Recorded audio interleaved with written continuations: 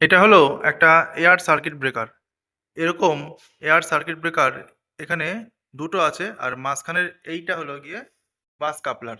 এইবার এর আগের ভিডিওতে আমি আপনাদের কাছে প্রশ্ন রেখেছিলাম যে এয়ার সার্কিট ব্রেকার কোথায় ব্যবহার করা হয়, আর এছাড়া আরেকটা আছে সেটাকে বলে হলো গিয়ে ভিসিবি অর্থাৎ ভ্যাকুয়াম সার্কিট ব্রেকার, সেটাকে কোথায় ব্যবহার করা হয়।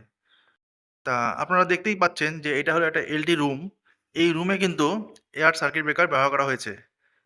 এই রুমটাতে এই একটা ট্রান্সফরমার থেকে এটা সেকেন্ড ট্রান্সফরমার, আর এইটা হলো গিয়ে ফার্স্ট ট্রান্সফরমার, দেখুন লেখা আছে। এবার এই দুটো ট্রান্সফরমারে চলছে দুটো সাইড। যদি কোনো ট্রান্সফরমার ডিস্টার্ব করে তবে আমরা সেই ট্রান্সফরমারকে বন্ধ করে আমরা এই বাস কাপলারের সাহায্যে কিন্তু কাপলিং করে পুরো লোডটাকেই একটা ট্রান্সফরমারে ট্রান্সফার করতে পারবো। তার জন্য কিন্তু এই বাস কাপলার ব্যবহার করা হয়। এই বাস কাপলারটা অন করতে গেলে যে কোনো একটা এয়ার সার্কিট ব্রেকার থেকে চাবি খুলে এটাকে প্রথমে বন্ধ করতে হবে। এই অফ বাটনে ক্লিক করলে বন্ধ হয়ে যাবে। তারপরে চাবিটাকে খুলে তারপরে কিন্তু এইখানে দেখুন চাবি নেই, এই চাবিটা সেটিং করতে হবে, তবেই কিন্তু এটা অন হবে।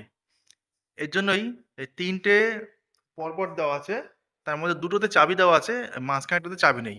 যদি মনে করি আমি এই ট্রান্সফর্মারটা বন্ধ করব, তাহলেও এই চাবিটা খুলে এখানে দিতে হবে। এইভাবে সিস্টেম করা থাকে দুর্ঘটনাকে এড়ানোর জন্য।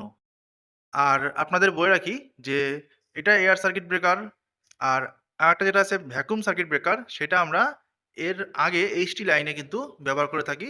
এরকম ইনফরমেটিভ ভিডিও যদি আপনার ভালো লাগে তাহলে অবশ্যই আমার চ্যানেলটাকে সাবস্ক্রাইব করুন এবং বেল আইকনটি ক্লিক করে আমাদের পাশে থাকুন। ধন্যবাদ।